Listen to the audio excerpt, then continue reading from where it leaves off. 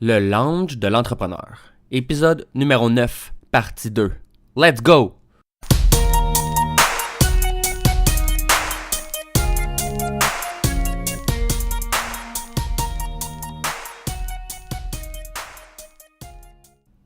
Bienvenue à tous à cette deuxième partie du 9e épisode du Lounge de l'entrepreneur, avec mon invité Alain Mignot. Si vous n'avez pas encore écouté la première partie, je vous suggère fortement de la faire car c'était très intéressant. Alors on va reprendre où on avait laissé au dernier épisode et on va commencer directement avec une question. Ce serait quoi le meilleur conseil que tu donnerais à quelqu'un qui veut se lancer en entrepreneuriat? Ou à un entrepreneur déjà établi qui veut grossir? Je pense que lorsqu'on se lance en entreprise, comme entrepreneur, start-up, avant tout, là, il n'y a pas juste le projet. Il y a nous-mêmes. Qui on est. J'ai déjà eu des gens que je formais qui veulent, premièrement, lorsqu'on pose la question à du monde, combien aimerais-tu gagner dans la vie? J'ai déjà eu un couple, puis il y en a un qui, le mec, il me dit, 800 000 $. Il parle comme ça d'ailleurs. Et sa conjointe, moi, 50 000, je serais heureuse. Au pelaille.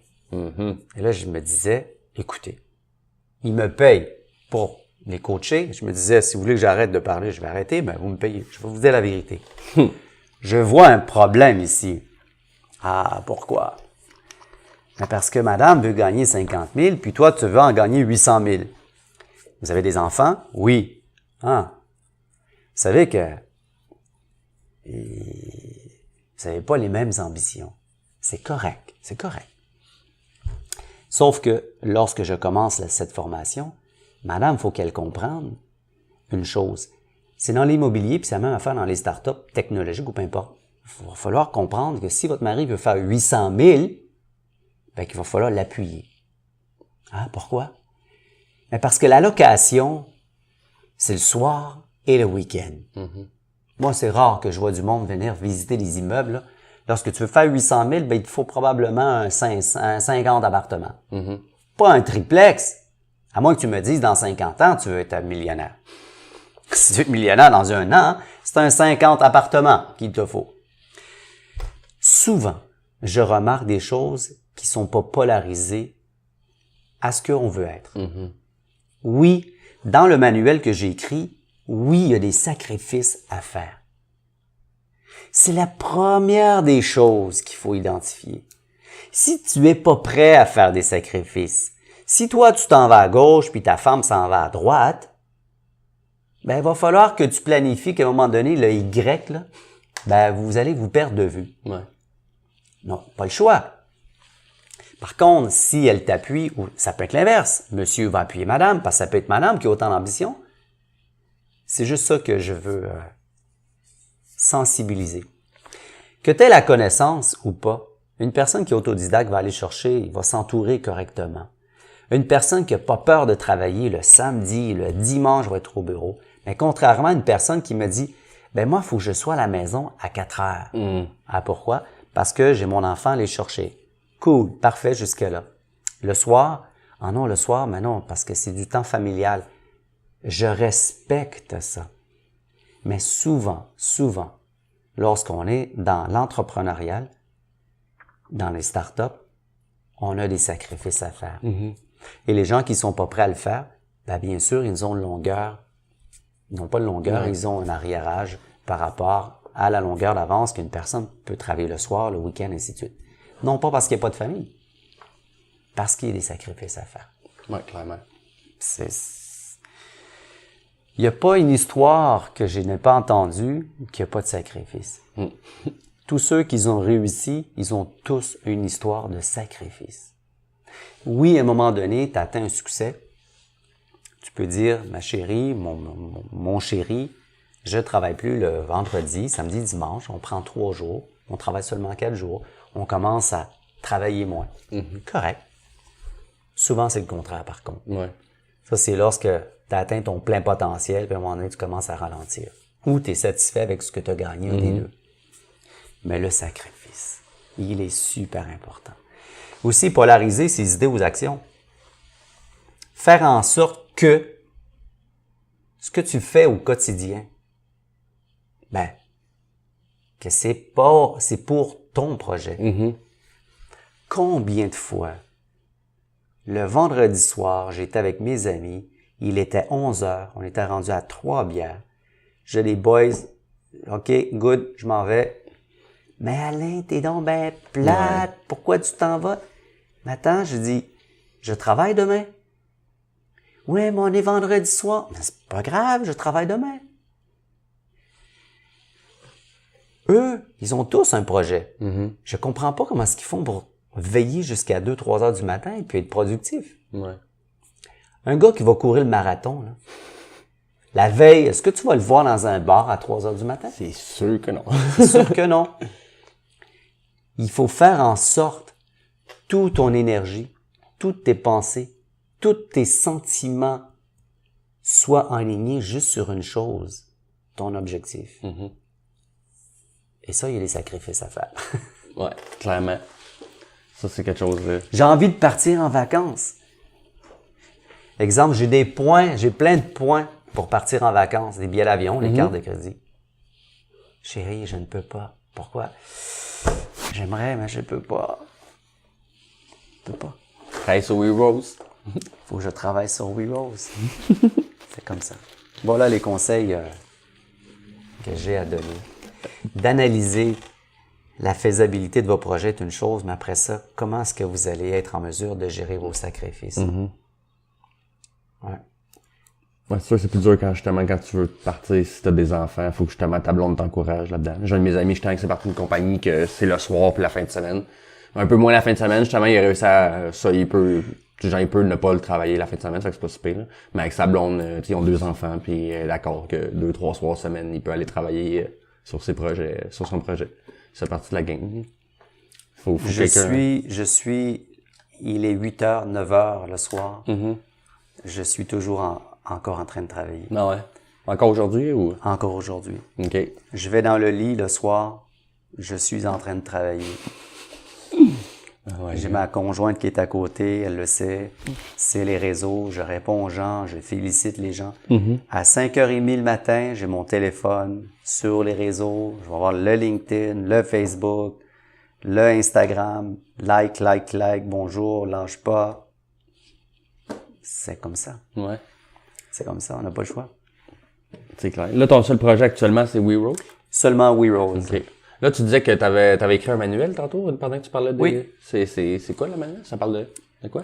Avez-vous votre régime mental? OK.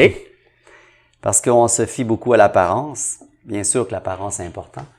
Mais pour réussir, ne serait-ce non pas seulement en affaires, avec soi-même plutôt, je considère qu'il faut avoir un régime mental.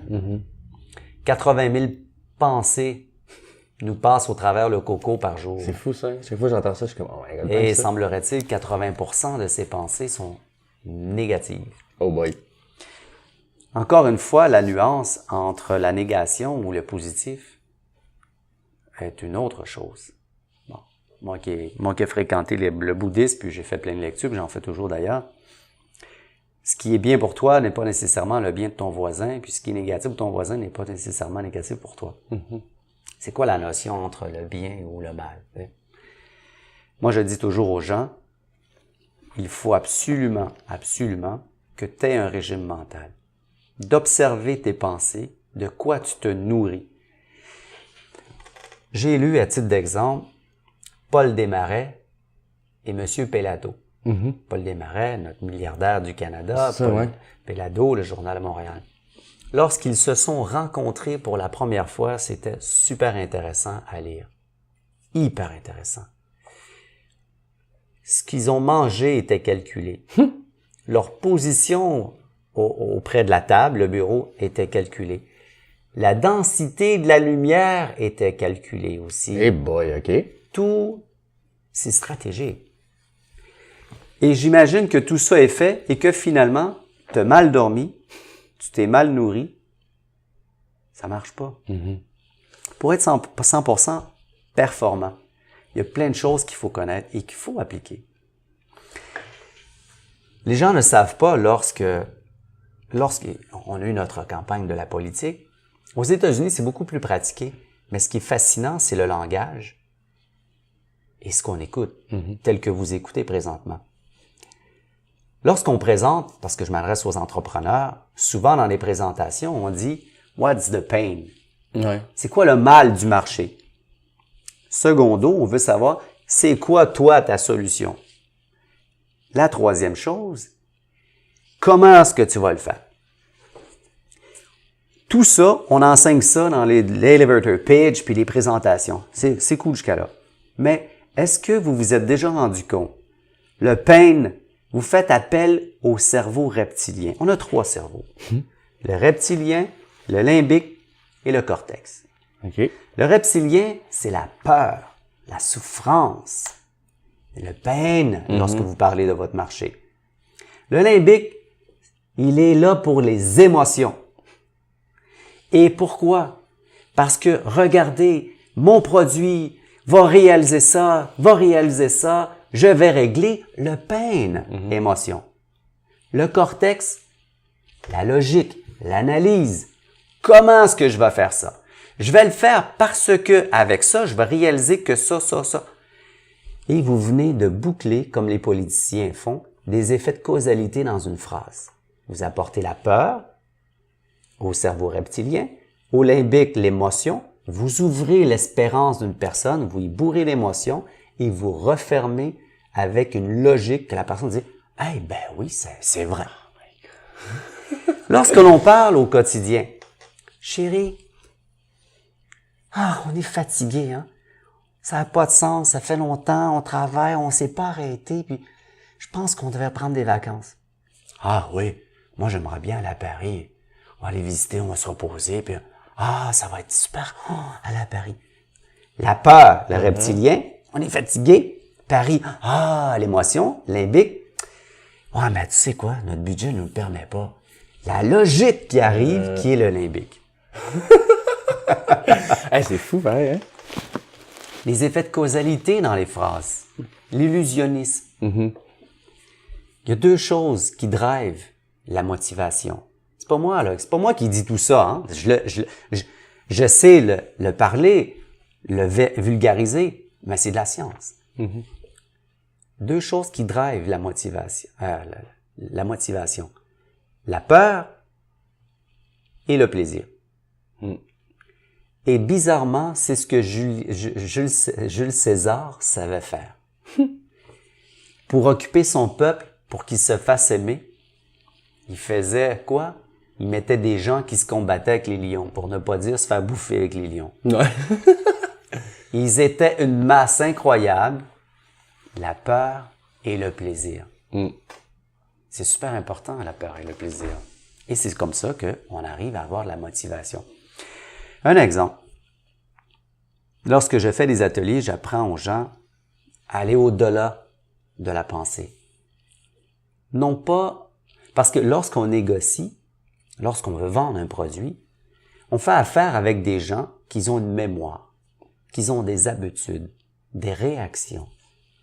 Et comment est-ce qu'on peut faire pour surpasser ces choses? Parce que souvent, lorsqu'on est à la recherche d'investissement ou peu importe quoi, les gens vont réagir d'une telle façon, un pattern. Même affaire pour celui qui présente. Le meilleur exemple que j'ai de ça, c'est lorsque j'étais à Cancun avec mon fils. On marchait à l'extérieur, en Bermuda, beau soleil le matin, on était sur le resort. Et là, je dis à mon fils Jérémy, tu sais quoi Jérémy? Toutes les personnes qui vont nous croiser vont me saluer. Tu vas voir. Il me regarde. Pourquoi? Tu vas voir. On marche.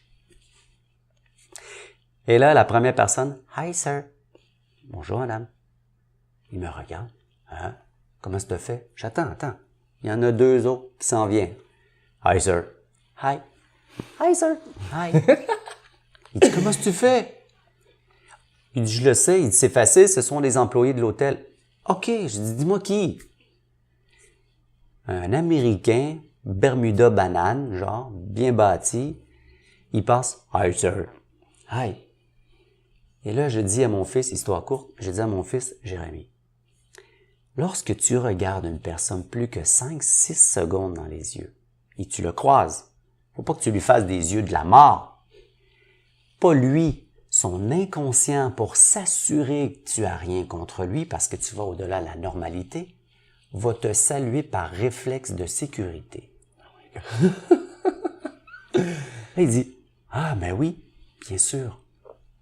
Ceci est très important dans la négociation. La puissance des mots. Je disais à mon fils lorsqu'il était plus jeune, au primaire, je dis, tu sais quoi? Tu vas apprendre qu'un mot est dénudé d'émotion. Ça vaut rien, un mot. Un mot, anciennement, le langage, t'avais pas de négation dans le langage avant. Comment est-ce qu'un homme des cavernes tapait dans la roche un dessin, puis il le présentait à l'autre? Comment est-ce qu'il pouvait avoir une négation sur la roche dans le dessin qu'il a fait, sauf entre les deux oreilles de la personne? Ouais. Tu peux pas, parce que c'est présent. Mais la négation, le passé, le futur, tout ça, ce sont des fictions du langage de l'être humain. Et c'est la vérité. Donc, je disais, va dans la cour, puis observe. C'est lorsqu'on parlait du bowling à l'école. Et le jeune, il y avait un jeune qui était celui qui faisait du bowling, disait à quelqu'un, « Ah, t'es pas beau aujourd'hui, t'es un cave, t'es un stupide. » T'as un enfant qui va s'apitoyer sur lui-même, puis il va dire, « Oh, OK. » Et t'as l'autre qui va dire, « Fuck you! » Lui, non, il a une carapace, puis il se protège. Les mêmes mots n'ont pas la même réaction sur différentes personnes. Pourquoi? Et c'est ce que j'enseignais à mon fils étant jeune, à l'école. Observe. Dis à ton professeur qu'elle sent bonne. Tu vas voir sa réaction. C'est juste des mots. OK. Wow. Donc, entrepreneur, hyper important, lorsque vous présentez, lorsque vous négociez, il est hyper important de savoir à qui vous vous adressez, mais d'aller au-delà, de faire miroiter les émotions des gens pour qu'ils puissent vous suivre dans votre projet, pour qu'ils puissent s'intéresser à votre projet. Vous savez, le who, why, what, ça c'est super intéressant. Aujourd'hui, c'est plus populaire. Ouais. Les gens ne veulent pas savoir c'est quoi ton produit. Parce qu'il y en a tellement de produits. Les gens vont vouloir savoir pourquoi tu fais ça. Et à partir de là, tu sais ce qu'on va faire? On va se dire, c'est quoi? Qu'est-ce que tu fais comme finalement? Mais oui. J'ai rencontré des gens dans ce monde que je ne savais pas. Je pense que, exemple, j'étais dans un souper. Un fournisseur m'invite. Et puis, dans le temps que j'étais dans la construction, j'ai un monsieur devant moi. Grande table, tout le monde mange. J'ai un monsieur devant moi. On prend un verre, on prend 2 verres, on prend 3 verres. On parle de tout et de rien. À un moment donné, je lui dis, mais qu'est-ce que tu fais dans la vie? On avait du plaisir, on était morts de rire. Qu'est-ce que tu fais dans la vie? Il dit, Alain, je suis le vice-président de Bétonnel Canada. Ah! J'avais le vice-président de Bétonnel Canada devant moi. Je savais pas. Si t'avais su ça avant, peut-être t'aurais été plus stressé ou quoi que ce soit, genre? J'aurais probablement été gêné. Ah, c'est ça. Lorsque je suis allé jouer au golf, une fois, on m'a dit, Alain, tu vas jouer avec le président de la Corpic. Aïe, là, ça se tient, président. Ah!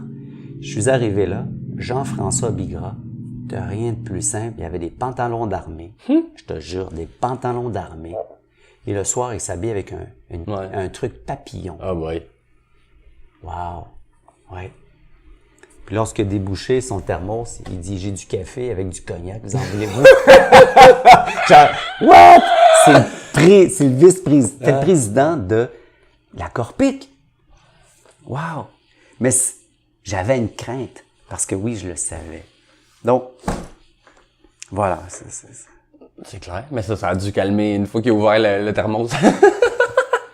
Lorsque je l'ai vu avec ses pantalons verts d'armée, je cherchais le président. Là. Ouais. Bonjour Jean-François. Là, je disais à mon frère, c'est lui.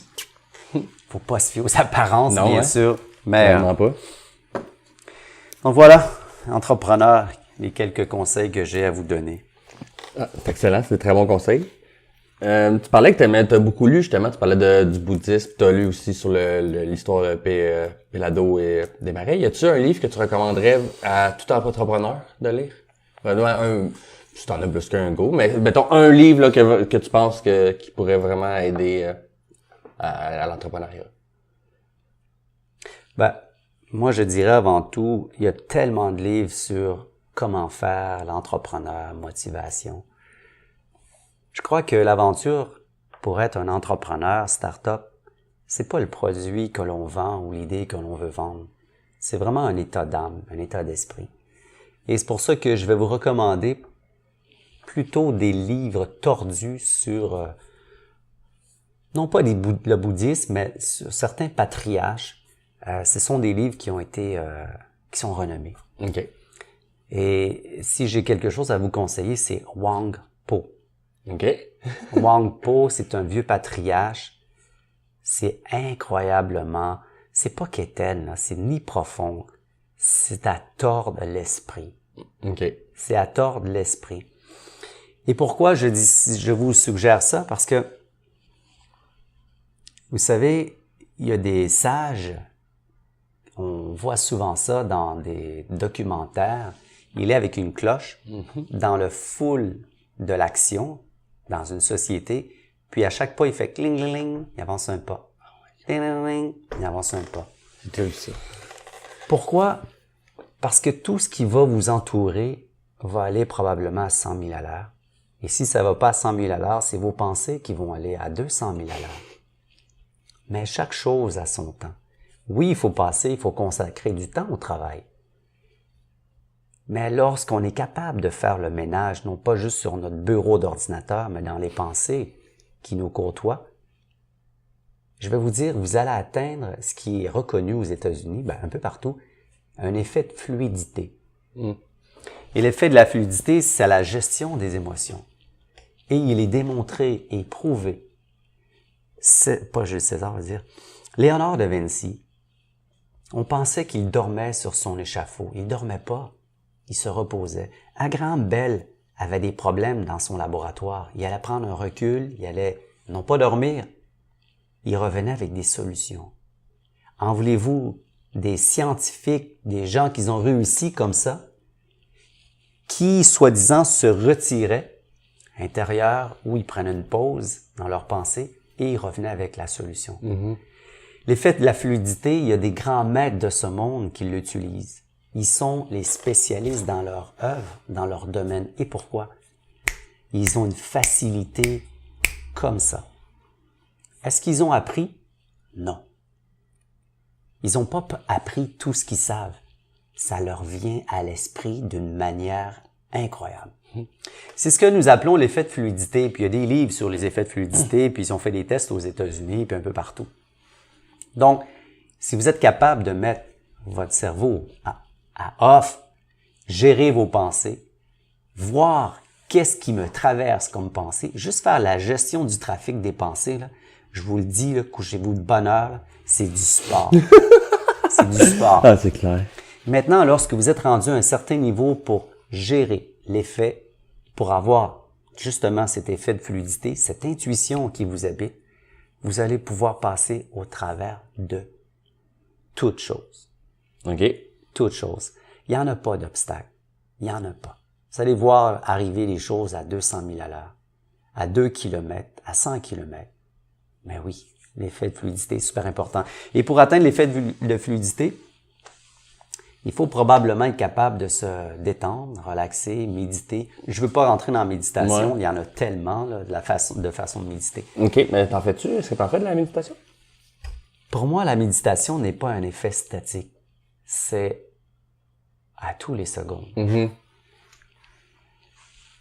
Si je te dis, et vous, ceux qui écoutez, arrêtez de penser à la richesse. Qu'est-ce que vous venez de faire? Penser à la richesse. Penser à la richesse! Donc, si vous vous servez de votre pensée pour arrêter quoi que ce soit, on appelle ça le vieux singe en Orient. Ton singe intérieur, ton inconscient, te fait miroiter des choses. Et tu lui demandes de lui demander à lui-même de ne pas miroiter ça. Ça marche pas. Ce genre de lecture va faire en sorte que vous allez être en mesure de dissocier la pensée VS une connaissance vibratoire. Parce que la connaissance n'est pas dans les pensées, elle est vraiment vibratoire. Oh boy. Ça s'en vient. Ouais. Mais oui, fond. le champ de la connaissance est vibratoire. C'est pas. Oui, on peut taper dans l'intellect. Dans l'intellect, tu vas lire un livre, puis il faut que ça rentre dans la tête, il faut que ça rentre dans la tête. OK. Parfait. Puis à un moment donné, tu vas reprendre le même livre, tu vas dire ah, hey, j'avais pas vu ça la dernière fois. Ben non, c'est pas facile.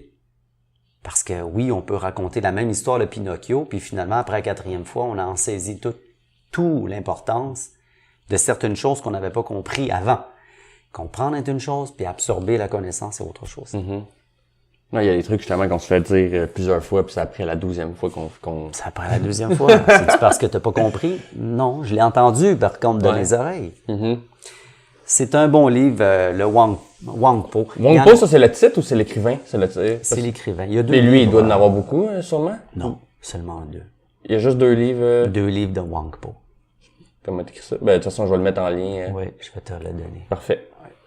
Merci. Et si vous voulez avoir un livre là, vraiment sur l'entrepreneur, j'en ai lu. Non, c'est pas obligé. Non. Sérieusement, l'entrepreneuriat, c'est pas juste de l'agissement non plus dans la voie de... Comment je pourrais dire ça? C'est pas juste c'est des livres qui te donnent des conseils comment agir en tant qu'entrepreneur, c'est la façon de penser, ça. Puis de réfléchir, ça, c'est très important aussi. Oui, mais il y en a plein aussi dans les librairies. Il y en a plein. Mais on ne croit jamais...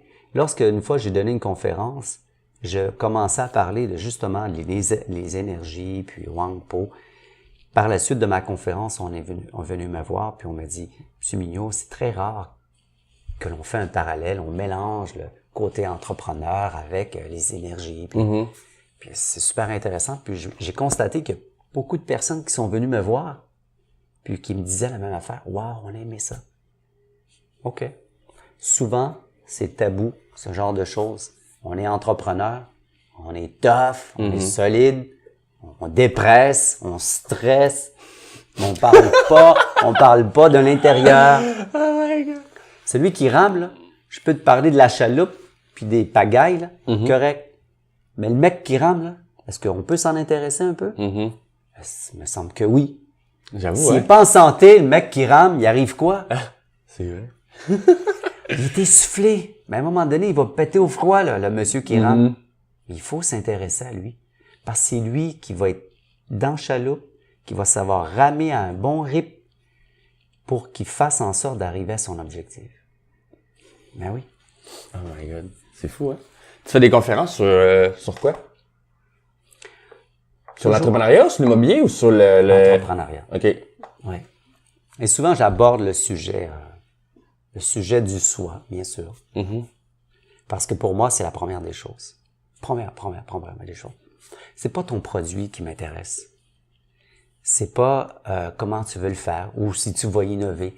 Il y a tellement de choses qui ont été inventées par une personne qui était ingénieux, qui a jamais vu le jour jusqu'à temps que quelqu'un de ingénieux, non pas le produit, ce quelqu'un d'ingénieux a pris n'importe quel produit, ça a fait là, le tour de la planète.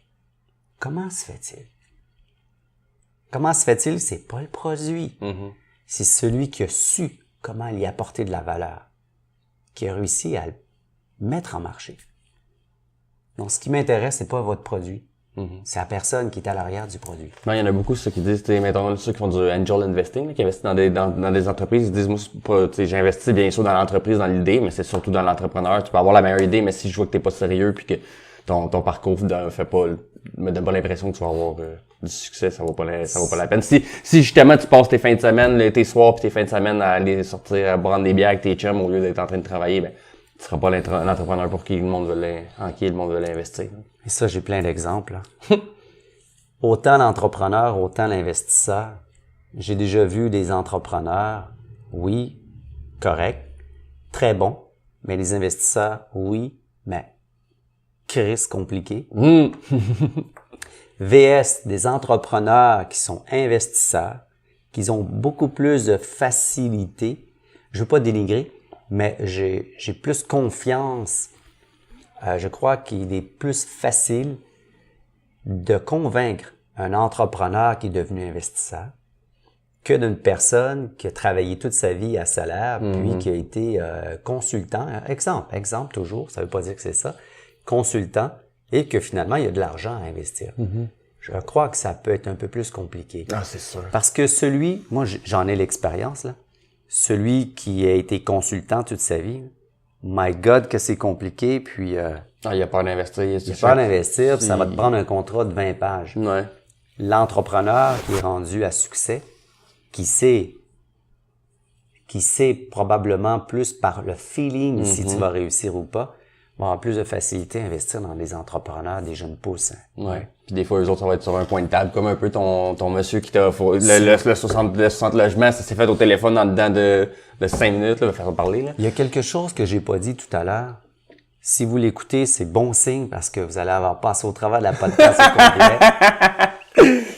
Il m'a dit une chose que je vais toujours me souvenir. Alain, j'ai plus confiance en toi que tu as confiance en toi-même. Oh my God. Il m'a dit ça. C'est le fun, ça. Et là, je disais, OK. C'est sûr, j'ai calé mon verre de vin, mais le monsieur, il m'a passé 400 000. Mais qu'est-ce qu'il a vu en moi? Je crois pas que c'était pour me manger non plus, parce que bon, j'ai fait quelques années avec. Qu'est-ce qu'il a vu en moi que moi, je ne voyais pas en moi-même? Oh, c'est fou, hein? Ouais. C'est parce que t'avais pas eu l'expérience, fait que t'avais peut-être la crainte. Lui, justement, il était passé par là, il a vu que, justement, t'avais les aptitudes pour le faire, là. T'sais, si, par exemple, tu te présentais, c'est comme mon propriétaire actuellement où est-ce que j'habite. Lui, là, c'est un triplex où j'habite, mais c'est le premier qu'il a acheté. Mais là, il est en train de vendre un 300 quelques logements, si je me souviens bien. Puis lui, il a commencé, c'est ça qu'il disait, à 16 ans, il faisait des 12 heures, il travaillait jusqu'à 8-9 heures le soir à peinturer des appartements. Puis il fait ça depuis qu'il a 16-17 ans, puis il sortait pas le soir, ses amis, ils disaient, viens nous prendre une bière. Il disait, non, je peux pas, je travaille. Puis aujourd'hui, ben depuis qu'il a 40 ans, il est à semi-retraite, là, genre, puis il voyage à longueur d'année. Exact. Fait que c'est des sacrifices qu'il a fait, mais c'est justement, ce que je veux dire, tu sais, il a travaillé pour, là. Fait que c'est peut-être ça aussi que la personne a vu en toi, que si tu te présentais aux appartements, tu travaillais fort, t'étais sérieux. Il devait se dire, d'habitude, le monde de son âge, ils ont l'air plus maganés, plus sur le party, peut-être, je sais pas. Probablement. Puis j'ai vu ce que moi, je ne voyais pas. En fait, c'est pas parce que je viens de Saint-Henri, mais je viens d'une famille très, très pauvre. Donc, oui, je travaillais très fort, puis je mettais tout cœur et âme pour que ça marche. Je refusais que ça fonctionne pas. D'ailleurs, c'est une chose que j'ai pas mentionnée. J'ai toujours maintenu un livre qui marquait toujours chaque année ce que je voulais faire. OK, ah ouais? Toujours. Et lorsque je fais des ateliers, je fais signer. C'est vieux comme la terre, mais c'est important. Je dis toujours aux gens, regardez, je reprends. Je fais l'atelier et là, je dis aux gens, je vais vous conter une anecdote parce que je dis, vous êtes tous des entrepreneurs. Probablement, ceux qui nous écoutent, il y en a quelques-uns. Et je dis ceci. Une anecdote. J'avais à peine 25 ans. J'avais une copine qui s'appelait Sophie. Et je voulais la laisser. Parce que on s'entendait pas. Pas qu'on s'entendait pas, mais bon. Et j'étais en voiture, je conduisais, je dis à Sophie, tu sais quoi, Sophie? Elle dit quoi? Je crois qu'on doit se laisser. Et là, elle se met à pleurer. Mais pourquoi? Là? Je lui donne toutes les raisons. Et là, elle pleure. Mais j'ai dit, Sophie, arrête de pleurer. On est jeunes. On a la vie devant nous. D'ailleurs, je comprends pas pourquoi tu pleures. Et là, j'ai dit, Sophie, quelle date nous sommes? Je le sais-tu? On est le 8 octobre. Bon. Je dis, l'an passé, au 8 octobre, est-ce que tu te souviens de ce que tu faisais? Non, je sais pas, pourquoi? T'es en train de me démontrer que l'an prochain, au 8 octobre, tu te souviendras même plus d'aujourd'hui. T'es chiant! Oh my God! Et là, j'ai dit aux entrepreneurs, tous les entrepreneurs qui sont dans la formation, ils partent à rire. Maintenant, là, levez la main, tous ceux qui savent à pareille date où vous allez être l'an prochain. C'est ça que je veux savoir. Est-ce que vous avez planifié ce que vous allez être? Et là, je leur distribue des papiers. Je leur dis, je veux avoir ça sur papier. Et vous allez mettre ça sur votre réfrigérateur. Vos enfants, votre femme vont dire, c'est quoi ça, chérie? Ou c'est quoi ça, ma chérie? Ou mon chéri? Ça, ma chérie ou mon chéri, c'est à pareille date l'an prochain. Qu'est-ce qu'on va être et où on va être? Et pourquoi? Parce que j'ai de la job à faire entre-temps. Ouais, c'est ça. C'est te motiver. Moi, c'est ce qui m'intéresse. Se projeter, le faire chaque chose au présent, oui, mais se projeter à savoir qu'est-ce qu'on veut être, qu'est-ce qu'on veut faire ou qu'est-ce qu'on va devenir est aussi important. Parce que entre-temps, là, souvent, il y a des gens qui vont dire « Oh, palais quoi? » J'en ai dans les ateliers que je donne. Est-ce qu'il y a un problème? Oui. Je pense que ta job, c'est pour 2 ans. Bon, soit tu travailles 2 chiffres, autrement dit très, très fort, ou soit que tu repousses. T'en as trop dans ton assiette. C'est pas mieux, là. Si t'en as trop dans l'assiette, tu peux pas en bouffer plus, là. Il faut savoir comment analyser. Et il y en a qui sont capables d'en bouffer, là. Je dis ça en riant parce que lorsque j'étais allé à Singapour, j'ai rencontré un gars, 2, et puis on s'est mis amis, là, j'ai des photos sur Facebook, peu importe, et je lui demandais qu'est-ce qu'il faisait, mais il m'avait dit, s'il est ici à Singapour, c'est parce qu'il a gagné un concours de celui qui a mangé le plus de hot dogs en X nombre de temps. Stéphanos, t'es-tu sérieux, Stéphanos? Il dit, yes! Je pense qu'il a mangé là 30-40 hot dogs, il a avalé 30-40 hot dogs, il est mince comme un pou. Comment est-ce qu'il a fait ça? Il a bouffé ça. Si je compare ça aux entrepreneurs, il y en a qui ont plus la capacité, il y en a qui en ont moins de capacité. C'est pas parce qu'ils sont plus mauvais. Non, ils sont pas pareils. Donc oui, analysez votre capacité, ce que vous avez vu dans votre assiette et ce que vous voulez être dans un an, il faut que ça coordonne. Ouais, d'accord. Ah, ça, c'est une affaire, justement, puis d'être précis dans ses... Parce que moi, j'ai souvent... Tu sais, comme, justement, j'ai commencé à travailler avec un coach d'affaires. Puis lui, c'est ça qu'il me disait. Il me dit, tu sais, je dis, je veux partir en Espagne, je veux voyager. Il me dit, OK, quand? Je dis, l'année prochaine. OK, ben quand? Ben là, en mars. OK, ben le 1er ou le 31? Ben là, tu vois, il est de même, là. Je suis OK, c'est vraiment bon, là. Je dis, OK. Fait que là, il me dit, ben là, ça va te prendre ton passeport. Fait que là, la semaine prochaine, quand on va se voir, je veux que tu aies fait ta photo de passeport. Je veux que tu commences à faire les étapes pour ton passeport. Puis là, ça te prend combien pour le 1er mars? Tu vas avoir au moins 2000. Bon, mais regarde, il faut que tu mettes ça. Si tu veux avoir 2000 dans 6 mois, mais il faut que tu mettes au minimum 350. Fait que c'est toutes des affaires à penser que, justement, c'est bien beau rêver. Mais si tu te dis, je vais faire ça dans 1 an ou 2, mais si tu mets pas sur papier précisément, tu sauras pas les étapes précises, là. C'est pour ça, merci de me rappeler que, oui, mon livre, j'écrivais toujours mes choses, mais je dis toujours aux gens dans l'atelier, où, quand, comment. Et si vous savez pas répondre instantanément, c'est parce que vous y avez pas pensé. C'est simple. Quelqu'un qui sait où il s'en va avec la chaloupe et combien de coups de pagaille il faut qu'il donne, la réserve d'eau qu'il a parce qu'il va s'essouffler, son équipement. Si tu es capable de me répondre rapidement, c'est parce que tu as tout pensé. Si tu dis, non, OK, tu viens de me répondre. J'écrivais, puis je le dis aux gens à l'atelier, j'écrivais telle année. J'avais 23 ans. C'était drôle, parce que j'ai encore ce livre. Je voulais avoir des économies de 3000 $. OK. Je voulais avoir une garde-robe de 1000 $. Je voulais avoir une voiture et je voulais voyager. Et j'ai toujours marqué en bas de la page, toujours, c'est mon patois, genre, vaincre ou mourir avec tes rêves. Tu as 2 choix. Oh my God. Tu vaincres ou tu meurs avec tes rêves. Parce que souvent, j'en ai vu des gens, puis j'en côtoie encore aujourd'hui, des gens qui dépressent, parce que si tu continues à désirer des choses dans ta vie que tu n'es pas en mesure d'être, qu'est-ce que tu fais? Tu crées une dépression. Et souvent, les gens soit qu'il continue à rêver. À rêver, c'est de dire, je vais être ci, je vais faire ça, je vais faire ça. OK, qu'est-ce que tu fais pour? Est-ce que tu vas vraiment faire le nécessaire ou tu vas être comme le marathonien là, qui va être discipliné pour atteindre son objectif à une telle date avec tous les exemples que j'ai donnés? Sinon, tu as deux choix si tu veux pas dépresser. Tu arrêtes de rêver, tu te remets tes objectifs à un bon niveau parce que tu n'as pas su faire le nécessaire, et puis tu vis. Heureux. Il y en a des comme ça, ils vont vivre heureux, aucun problème. Mais souvent, on peut en croiser.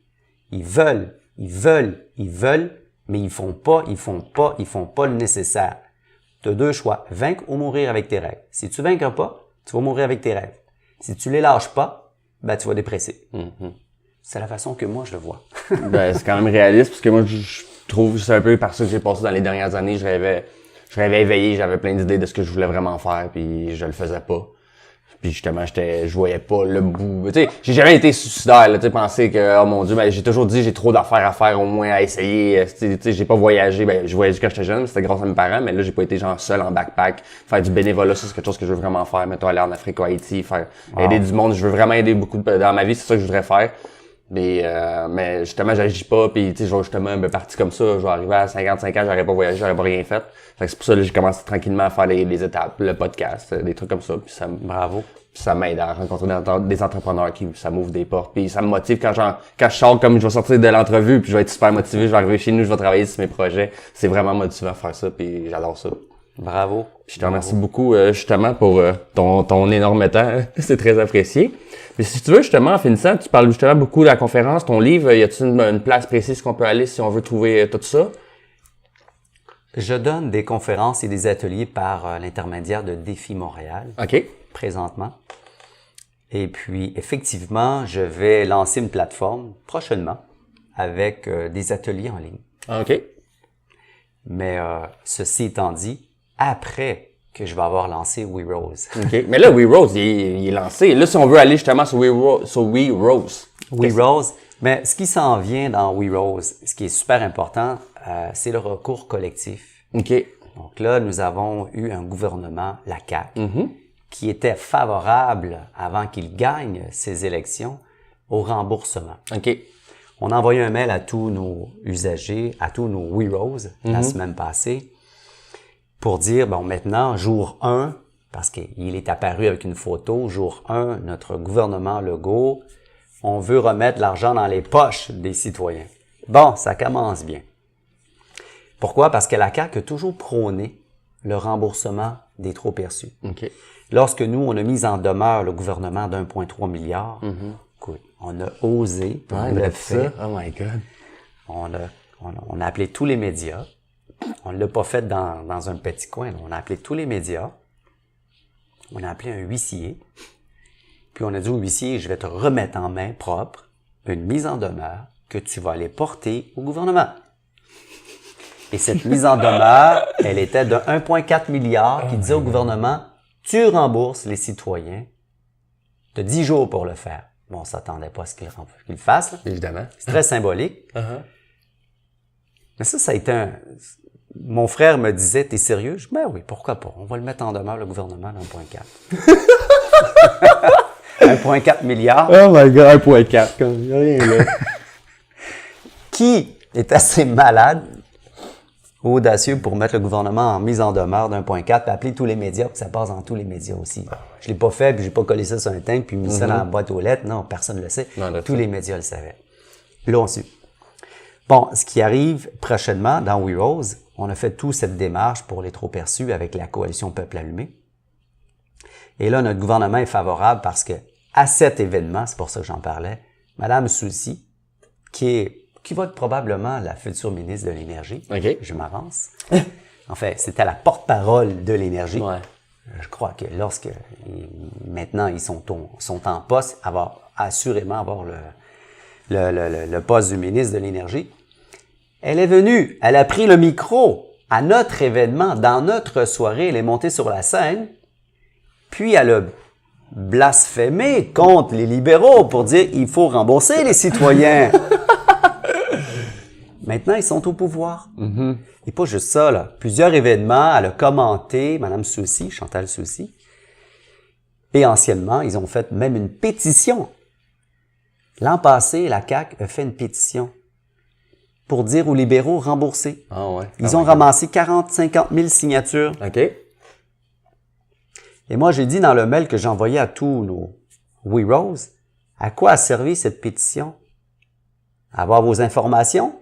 J'ose croire que non, que c'était pour encourager les libéraux à ce qu'ils remboursent. Bien sûr.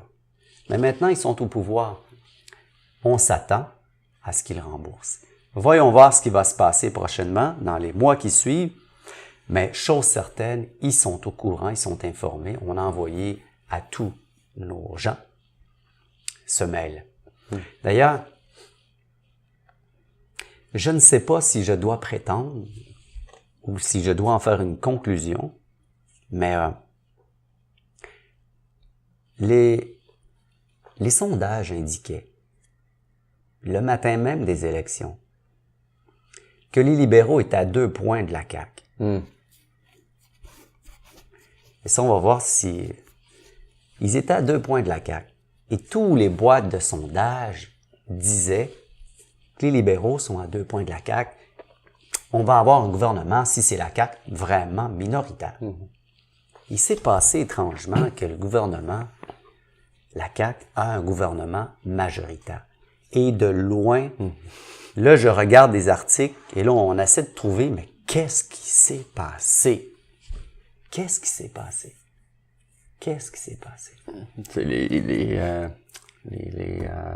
journaux, je sais pas quoi, qui faisaient les sondages, qui voulaient faire passer plus, que le monde vote plus pour le libéral, peut-être. Ils disent peut-être que les libéraux se sont pas déplacés, c'est ce qu'on lit hier. Ouais. Pourquoi? Il y a des professeurs de l'université qui disent oui, mais même s'ils se sont pas déplacés pour aller voter, c'est pas suffisant pour qu'il y ait 24 sièges VS 74, la CAQ. Mais nous, on a envoyé un mail à nos 160 000 usagers. Oh boy. 3 jours avant les élections, soi-disant que si vous voulez que les trop-perçus soient remboursés, Votez pour la CAQ. de voter pour ceux qu'ils ont promis de rembourser. On ne saura jamais si, C'est clair, hein? si c'est ou si ça fait partie, mais c'est ce que nous avons envoyé comme mail. Vous avez 160 abonnés hein, sur la... Sur les 160 000, trop-perçus. excusez, 160 000. 160 000. OK. Et c'est moi-même qui ai écrit le mail au nom de la coalition, mais cette fois-ci, le fondateur de We Rose s'est prononcé parce que j'ai dit dans le mail, à ce que je sache, là, on n'a jamais voté pour les beaux yeux d'une personne. Tu me promets, je vote pour toi. Et là, on a fait un visuel qui a été partagé par des milliers de personnes sur Facebook. Tu me promets, je vote pour toi. Hydro-Québec. Wow. Et on voit combien de fois qu'il a été downloadé. Les gens ont mis ça. Ça veut dire quoi? Rembourse, puis tu vas avoir mon vote. C'est ça, les élections. Tu une plateforme électorale, tu promets, puis je vote. Après, tu le fais pas. Ouais. Habituellement, ça ressemble à ça. Habituellement, ça ressemble à ça. Mais prochainement, nous avons encore à travailler sur la cause d'Hydro-Québec. Mais ce qui est super important, ce qui s'en vient, c'est que nous sommes rendus à un niveau avec We Rose que nous devons prendre l'expansion à travers tout le monde.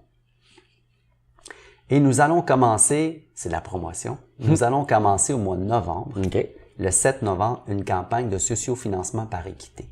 OK. Et c'est quoi? Une campagne de sociofinancement par équité? C'est contrairement à du Kickstarter, lorsqu'on paye, on met de l'argent, puis souvent on reçoit pas le gadget parce qu'il voit jamais le jour. Ouais, c'est ça. Souvent. Sociofinancement par équité, ça veut dire que vous donnez de l'argent et vous devenez actionnaire de We Rose. OK. Cool. Parce que j'ai toujours cru, que We Rose, c'est un projet de société. C'est un projet, je rêve d'avoir des milliers d'investisseurs et que ça appartienne en majeure partie au peuple. Parce que les enjeux à laquelle on doit faire face, c'est pas notre gouvernance qui va les régler. Ouais. C'est notre implication, notre sensibilisation qui va faire la différence. Et c'est pour ça, donc, on lance cette campagne. On s'est accrédité à travers le Canada au complet et le Québec au complet de tous les marchés financiers. Ah ouais? OK. On va être en mesure de demander aux gens 100 $, 200, 5 000 $ pour devenir actionnaire. Donc, ça s'en vient. Et c'est drôle parce que, c'est pas drôle, mais c'est intéressant. Lorsque les gens donnent 250 $, par exemple, ils ont 5 actions supplémentaires en bonus. Mais il y a un endroit que si tu donnes 1000 $, tu as du coaching de Alain Mignot. OK. Coaching de groupe.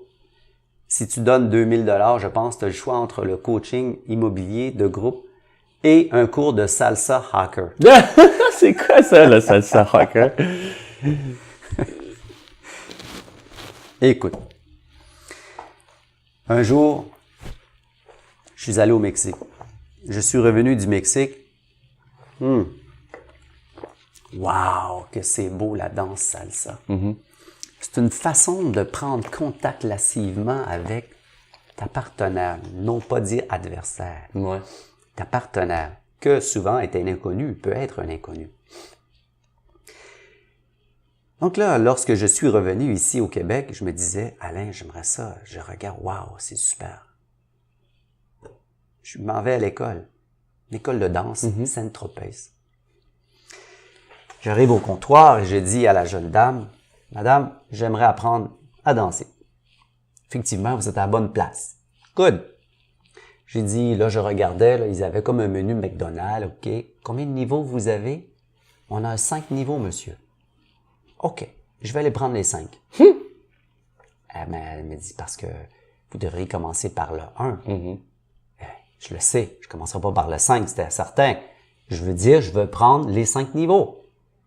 Elle me dit, j'ai compris, monsieur, sauf que je vous suggère de commencer par le niveau 1, après le niveau 2.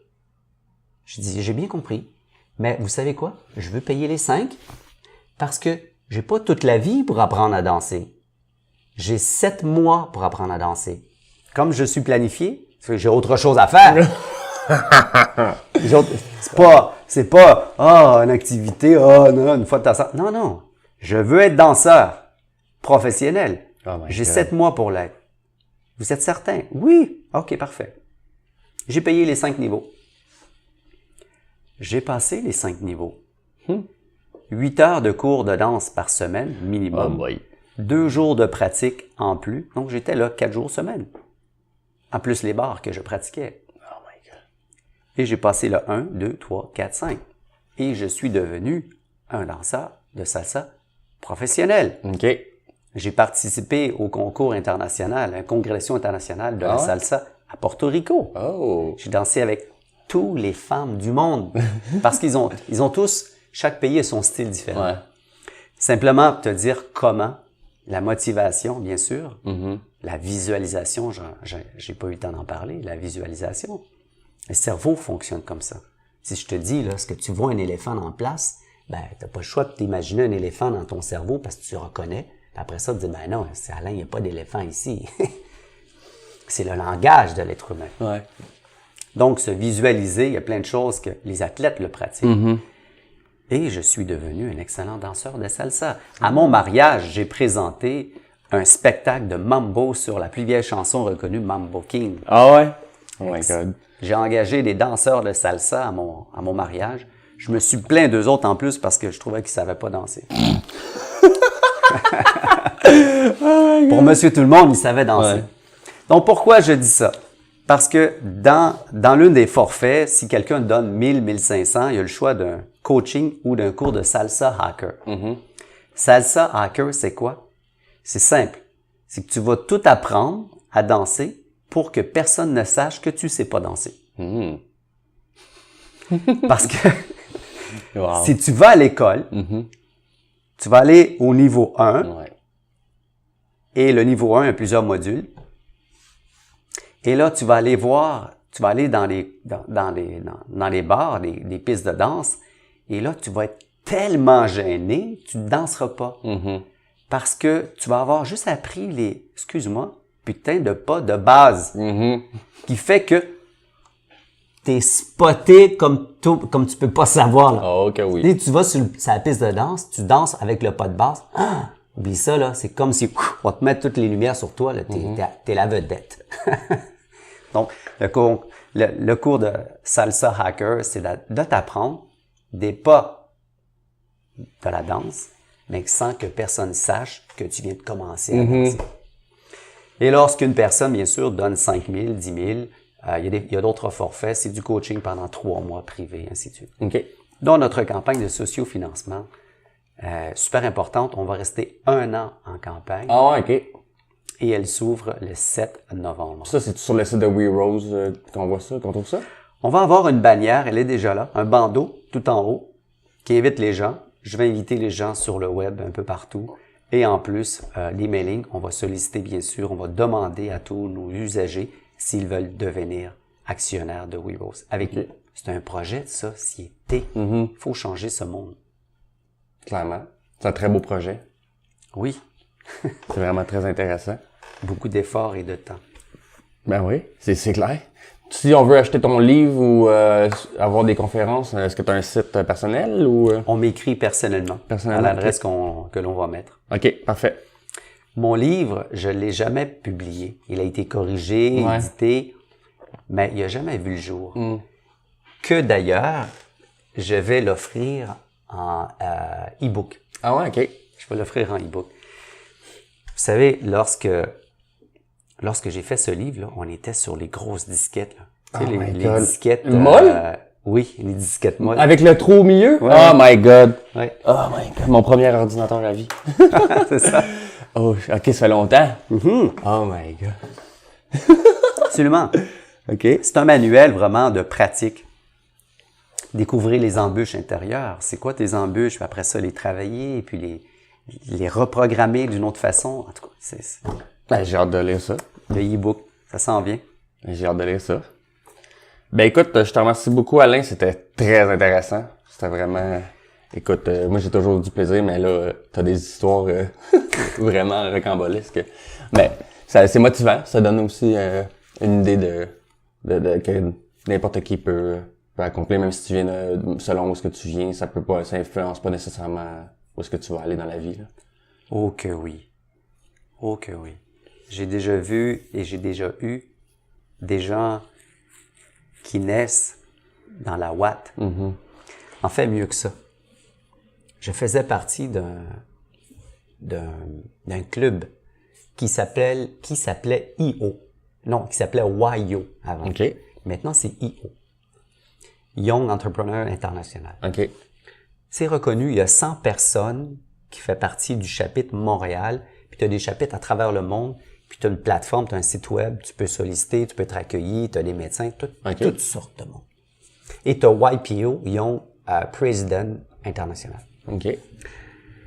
Ici à Montréal, tu as les fils de Desmarais, Sirois, Laboratoire Biron, Développement McGill, la grosse gomme. Et pour autant, tu as des entrepreneurs tels que moi qui ont réussi à force de d'éplucher des patates, des patates. Et pourquoi je vous parle de ça? Parce que dans le club, il s'est développé ici à Montréal. Je ne sais pas s'il y a des gens qui vont m'écouter qui faisaient partie du club. Il s'est développé 2 cliques. Les jeunes fils nés riches et les débrouillards qui ont travaillé sur la rue pour réussir. Et lorsque j'étais dans une rencontre une fois, parce qu'on a un chapitre de 100 personnes, puis on est divisé par 10 groupes. À chaque mois, on doit se rencontrer pour partager sur des embûches, des défis à relever pour notre travail, pour notre business. Et une fois, il y en a un qui dit « Ah, il dit, cette année, on va perdre 75 millions de dollars déficitaires. » Et moi, « Wow! 75 millions! » Oh my God. Ah! Et on ne peut pas dire ou « Ah, tu devrais faire ça, tu devrais faire ça. » Il faut compter ou dire « Ah, moi, je connais quelqu'un qui a déjà fait ça pour... » Okay. Mais c'est là que j'ai commencé à réaliser, mais comment est-ce qu'il fait pour perdre 75 millions? Mais l'entreprise était à son père, l'entreprise l'a eu de son grand-père, puis ainsi de suite. Je vais te dire juste une vérité. Si, là, moi-même, de ma poche, j'avais à perdre 75 millions de dollars, je ne serais pas ici aujourd'hui. C'est clair. C'est clair. Et lorsqu'on a témoigné, chaque mois, c'est une personne différente du club qui se levait, qui allait à l'avant, qui témoignait de sa problématique. Et là, le président du club, il m'a dit, « Alain, est-ce que tu voudrais témoigner le mois prochain? » J'ai dit, « OK. Parfait. » Et là, finalement, pendant la pause, on sort tous. Jonathan Bonneville, le fils des propriétaires Bonneville, il vient me voir et il me dit, « Alain, j'ai vraiment une urgence à témoigner le mois prochain. Est-ce que je pourrais prendre ta place? » Je dis, « Bien sûr, Jonathan, aucun problème. » Parfait. On retourne après la pause à la table. Et là, le président du club, il dit, « Alain, si j'ai bien compris, tu as cédé ta place à Jonathan pour le mois prochain. Donc, c'est pas toi qui vas témoigner, c'est Jonathan. » « Oui. En ce cas-là, est-ce qu'on pourrait te remettre dans 2 mois? » Et là, silence. Je regarde tous les gens autour de la table. J'ai dit, « Ben, je sais pas. » Écoutez, là, la nuance des entrepreneurs. Et là, il me dit, « Mais pourquoi tu le sais pas, Alain? » Ben, j'ai dit, j'étais surpris. J'ai dit, « Boys, si j'ai un problème maintenant, puis je l'ai encore dans 2 mois, si j'ai un sérieux problème, il va être sûrement réglé. » Et là, tout leur visage, « Ah, ben oui, c'est vrai. Attends, je viens pas ici pour inventer des problèmes pour témoigner. » Wow! Et là, ils étaient tous, ils savaient plus quoi dire. Oh my God! Je dis, attends, si j'ai 75 millions de pertes, vous allez me pas me voir ici, en train de témoigner, c'est sûr. Donc là, ça a changé ma perspective. Oui, c'est bon, des clubs comme ça. Oui, on se rencontre. Il y a des côtés hyper positifs. Mais ça, c'est mon anecdote. Il voulait que je témoigne d'un problème. Je dis, ben là, si dans 2 mois, j'ai encore mon problème, il y a un sérieux problème. Je suis pas ici pour inventer des problèmes pour venir témoigner. Ça, c'est des jeunes qui naissent riches, là, qui sont capables d'attendre 2 mois pour dire que on va perdre 75 millions. Simonac, moi, il y a le feu, là. Donc, il y a 2 clics vraiment, puis je me suis entouré de personnes que je connais toujours d'ailleurs, qui ont vraiment développé leur entreprise à partir de rien, puis papa, maman n'ont pas été là. C'est pas le même type d'entrepreneur. Non, clairement pas. J'ai rien contre de tous ceux qui nous écoutent, là, qu'ils ont eu, parce qu'il y en a qui naissent riches, OK, et qu'ils ont réussi, puis qui réussissent encore, excellent. Ouais. Mais souvent, il faut faire attention, il ne faut pas... Vous savez, toutes les startups, les gens que je côtoie, ils sont à la recherche de financement, puis ils travaillent fort. S'ils avaient des parents ils avaient beaucoup de millions, mais peut-être qu'ils seraient pas dans les cours de start-up, ils seraient déjà en train de scaler. Là. Non, c'est clair. Moi, lorsque je vois quelqu'un qui est en start-up, mais il conduit une Ferrari, oh ben OK.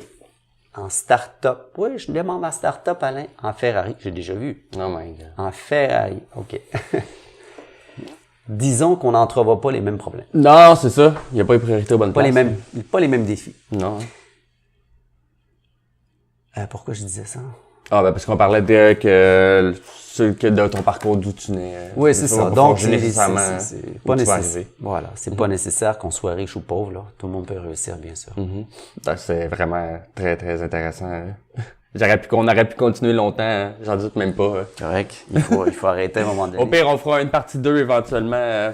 Une fois que ça va être lancé, dans 1 an, on regardera qu'est-ce que We Rose est devenu. Oui, qu'est-ce que We Rose est devenu, cette grosse machine. Ouais. Mais écoute, je te remercie encore une fois. Merci beaucoup. Et donc, si vous voulez me contacter, n'hésitez pas, ça me ferait un grand plaisir de vous répondre. Je vais mettre le lien en description. Excellent. Merci beaucoup, Alain. Merci à toi. Bonne journée, là. Merci à tous. J'espère que vous avez apprécié. On se retrouve au prochain épisode.